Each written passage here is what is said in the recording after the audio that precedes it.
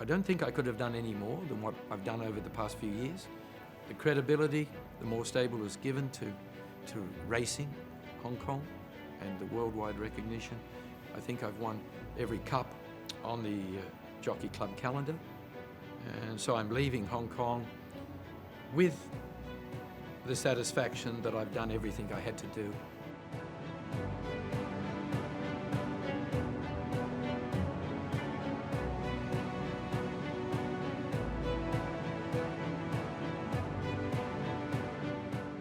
I remember my first winner. It was Connétable, a name that was taken from one of the Three Musketeers. That was my first winner as a professional. But as I said, I was more Dad's work rider. Brother John rode an amateur first of all in Hong Kong, and when it turned professional in 72, he would ride track work with me. He also race rode. He rode very well, except he struggled to do the weight. But we were a great combination, led by Dad, of course, and John and myself, and as you could see by the success we had.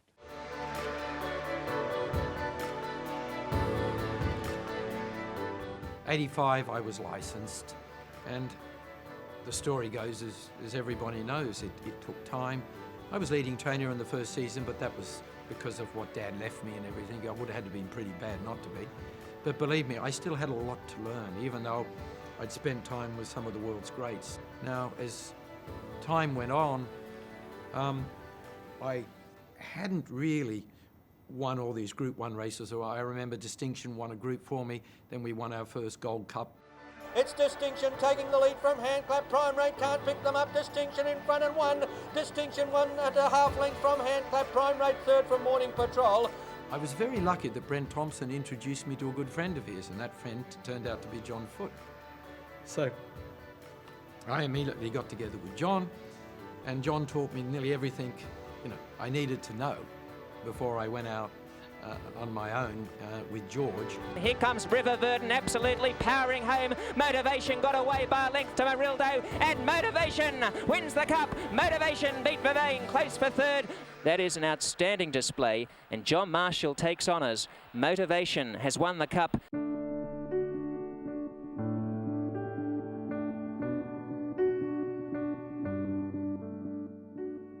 That's when Makapura Star came along, Horse of the Year, won the Derby, 2 Gold Cups, and that was really my first taste of winning big races. He was my first superstar. Makapura Star by a length, Electric Flash wearing him down, then Master Eagle at the 100, he goes for the whip on Makapura Star, a half to Electric Flash, and Makapura Star's too good, he wins the Derby a neck. Makapura Star takes John Moore to his first Hong Kong Derby. Well, he's a superb trainer, and he did really produce this horse to a T to win the 1995 Hong Kong Derby.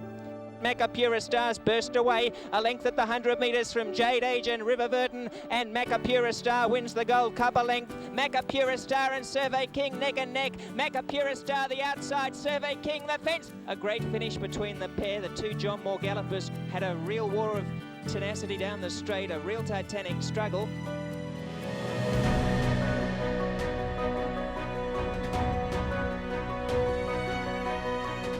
As Brian Kahn had started to import some European horses and winning a lot of the big races in Hong Kong in the late 90s, I started to really take notice that you bring these horses in from Europe and you're going to win these big races. So I said to John Foote at the time, okay, I need to catch up with Luke Lettingston, and we need to focus also, instead of buying private purchases or tried horses in Australia, we had to focus on buying tried horses in Europe.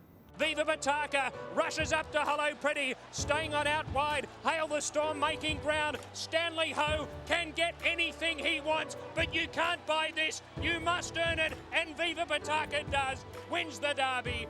Yeah, Viva Bataka was sourced by Lennox and Bloodstock. When I had a look at him, I looked and I went, oh my God. He was knock-kneed, didn't have great feet, good size, physically just okay, but there was something, some gut feeling there that told me, oh, take a chance, take a chance. $1 million US later, Dr. Ho taking him on. And didn't we have a fabulous trip with him? Here's Viva Bataka winding up at the right time. Viva Bataka races to the lead inside the 250. Admire Moon on the outside is trying hard. It's Viva Bataka clear from Vengeance of Rain. Admire Moon and Sir Ernesto all fighting on, but it's Viva Bataka, a John Moore, Mick Cannan double. He's been an exceptional example of someone who can, acquire a horse from overseas in particular, and win the big races in Hong Kong with it, which is no mean feat. I mean, it's quite difficult to get horses from Europe or Australia to make the adaptation to Hong Kong and go on and be Group 1 horses, and he's done that very successfully. It's Able One in front. He's getting tired. He's got it won though, and Able One for Mick Cannan. Able One. John Moore might have snagged the Quinella. I've known him since I was a young fella, since I was 13 actually. And he's obviously set some great records in Hong Kong for most trainers to chase. Collection well clear from Thumbs Up. He's sticking to his guns, but Collection, here's Hong Kong's next superstar, Collection. When he picked up training then himself in 1985, I would say he was a little bit a slow starter. But I think if you look then, especially from 2006, he has been a major contributor to really world-class racing. And he has really helped us, with the owners, to bring Hong Kong racing to amazing heights we have now. This has been a big effort. Able One in front of Cityscape. Extension late. Able One in front. Able One takes out the mile. Beedman getting stuck into Mighty High. Mr. Medici, he's running out of ground and Mighty High gets in. He's a workaholic. He's a neatness freak. But more than anything, his timing, especially with the big races, he gets a horse on song and gets him to blossom at the right time, and he's renowned for that. It's Able One being tackled by Lucky 9 Extension. Ambitious Dragon the fence. Glorious Days in the centre. Great finish. Extension goes through and makes it back-to-back victories. Definitely got better. When I first kicked off, I was always a little worried about setting horses' programs up. And having that confidence that I have now, I didn't have it then. It took so many years to really come to grips with how to train racehorses.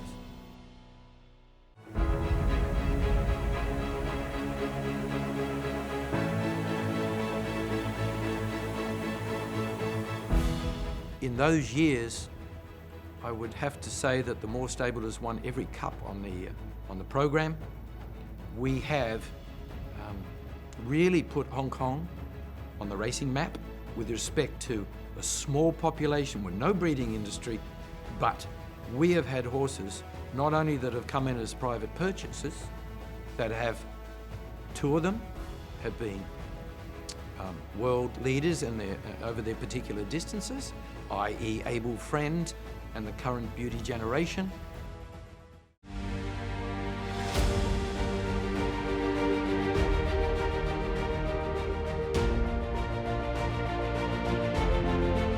Military Attack, we'll get him up on screen for you.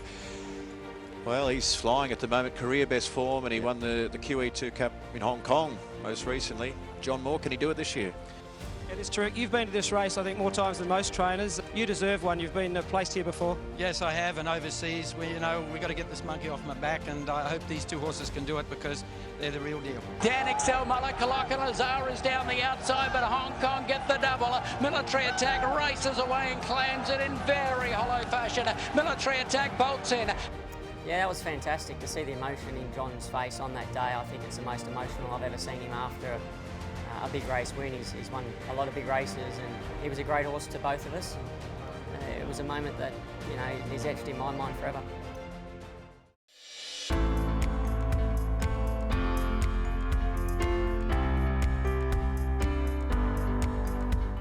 That was another race that I will never forget. A year and a half after I come over, I was going overseas with one of John Moore's horses and obviously Gary's horse. Unexpected win, because we didn't know how that horse was going to handle the tapete in Dubai, and fortunately he was able to bloom on the highest stage of the world. Rich Tapestry in front at the 150. The other Hong Kong runner, Sterling City, coming after him. Rich Tapestry, Sterling City on the outsides, going home the better. 1-2 for Hong Kong. Sterling City beat Rich Tapestry. The greatest satisfaction when travelling a horse overseas was that in Dubai, when we won the Group 1, to watch my daughter lead back Sterling City and Georgia on the other side. That's probably one of the most satisfying times in my training career.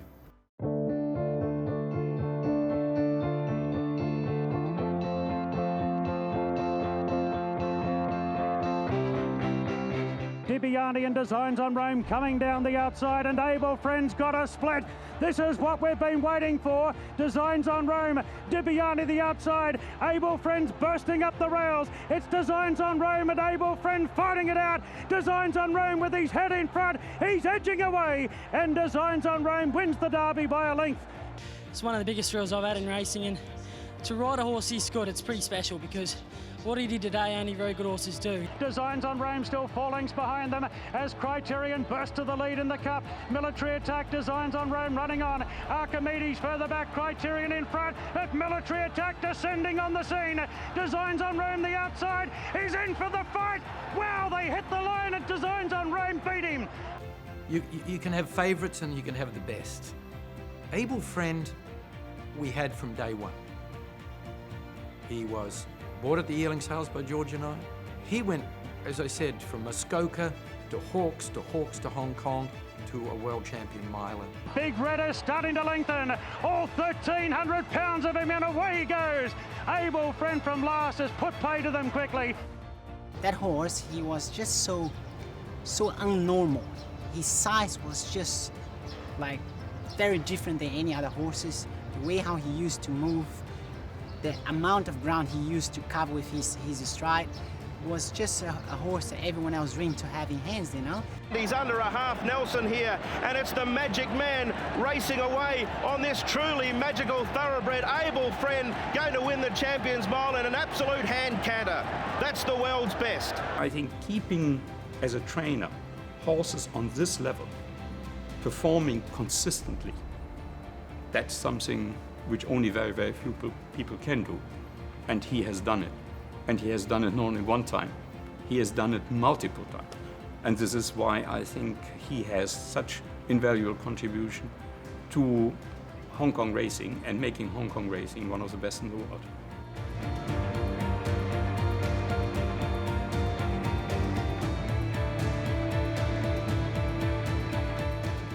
Rapid Dragon 250 out clear. Beauty Generation, Pakistan Star. The turbo's been turned on. Then Seasons Bloom. Rapid Dragon, Pakistan Star's eating up the ground. Rapid Dragon in front from Pakistan Star. The puzzle now complete.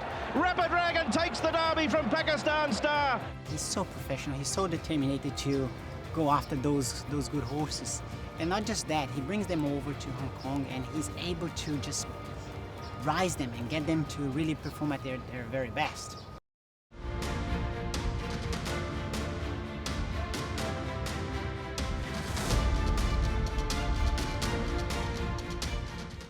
George sourced him, bought him, and then, of course, it was up to me to look at the horse as an individual and say, where did his talent lie? Beauty Generation kept going. Helene Paragon, Western Express trying hard. Beauty Generation, Western Express, Helene Paragon. Beauty Generation takes the mile. He was very versatile in Australia, that he could win a 1400 and go on to a 2000.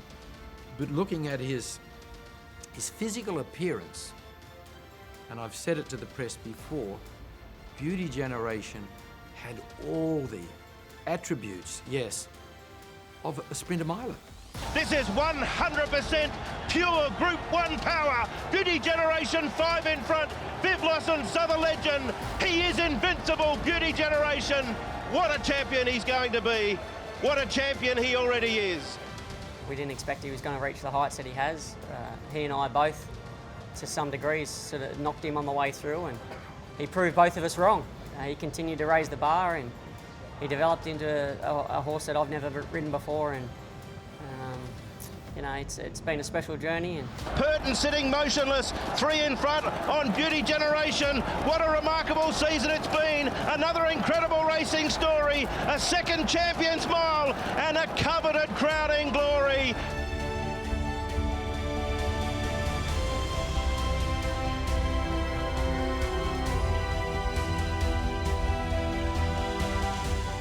Hong Kong's been such a big part of your adult life for basically 50 years, John. Are you going to miss this place? Oh, definitely. It's home.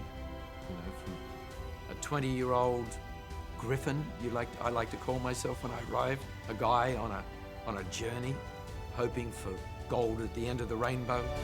Viva Bataka, John Moore, another one. Collection comes away to win the Gold Cup. What a great welcome to Hong Kong racing. Military Attack wins the QE2 Cup.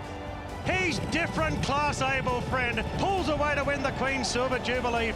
Werther absolutely destroying them here in the Audemars Piguet QE2 Cup. Magnificent Werther. This is one serious thoroughbred. Rapid Dragon, too good again. Beauty Generation 5 in front. He is invincible, Beauty Generation. well, no one's trained more winners than John. No one's trained more big race winners than John.